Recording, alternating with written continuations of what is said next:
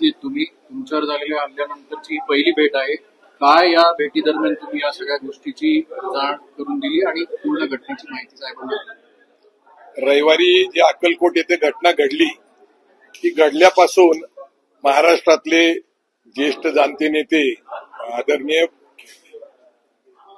शरद पवार साहेब यांनी काळजीपोटी मला फोन केले होते आणि बाबा काळजी घे, सध्याची परिस्थिती काही चांगली नाहीये आणि अशा काळामध्ये संरक्षण असलं पाहिजे. त्यांना माझ्यावर झालेला हल्ला त्यांनी नापसंती व्यक्त केली आणि लोकशाहीमध्ये अभिप्रेत नाहीये असं आमचं 2-3 वेळा बोलणं झालं होतं आणि आल्यानंतर भेटायचं ठरलं होतं. सुदैवाने मी रात्री पुण्यात आलो, आज ते पुण्यात होते म्हणून मी त्यांची भेट घेतली आणि सारा वृत्तांत जो आहे आणि माझा जो संशय आहे की चंद्रकांत बावनकुळे हे प्रदेशाध्यक्ष असताना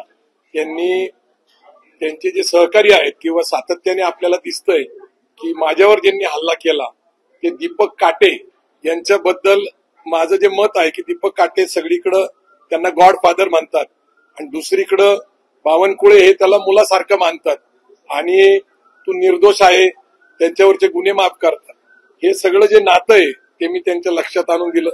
याच्यामध्ये गृह मंत्रालयाने लक्ष घातलं पाहिजे अशी माझी अपेक्षा आहे, हे मी त्यांना सांगितलं.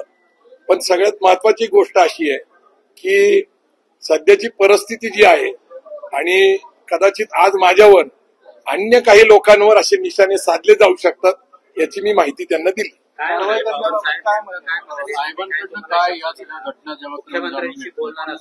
साहेबांनी मला असं सांगितलं की या संपूर्ण परिस्थितीवर मी लक्ष ठेवून आहे, संपूर्ण माहिती घेऊन सरकारला मी माझ्या पद्धतीने ही सगळी माहिती कळवणार. सुरक्षेच्या बाबत जो तुम्हाला सुरक्षा पुरवण्याचा विषय जो आहे तो गेला मला त्यांनी विचारला की बाबा तुम्ही पोलीस संरक्षण का घेत नाही, तर मी म्हणलो माझा अक्कलकोटचा जो अनुभव आहे तो अत्यंत खराब आहे, जिथं गुन्हा घडलेला आहे, माझ्या जीविताला धोका झालेला आहे, अशा ठिकाणी सुद्धा पोलीस सहकार्य करत नाही. आणि मंत्रालयातनं मुख्यतः अनेक असे प्रमुख मंत्री आहेत ते तिथं सातत्याने दबाव ठेवून आहेत की बेलेबल गुन्हे धरा तुम्ही आणि 1.5-2 दिवसामध्ये ते दीपक काटेंना सोडून द्या. सगळ्यात गंभीर बाब अशी आहे की जी मी सकाळी पत्रकार परिषदेमध्ये सांगितली की जानेवारी महिन्यामध्ये त्याला आर्म ऍक्ट मध्ये बेल मिळालेला आहे आणि खोटी माहिती सरकारच्या वतीने पुरवली गेली की त्याच्यावर पूर्वीचे कुठलेही गुन्हे नाही. आता तो आर्म ऍक्ट जर लागू झाला असता, तो जर जेलमध्ये अधिक काळ राहिला असता तर त्याच्यावर मोका लागला असता.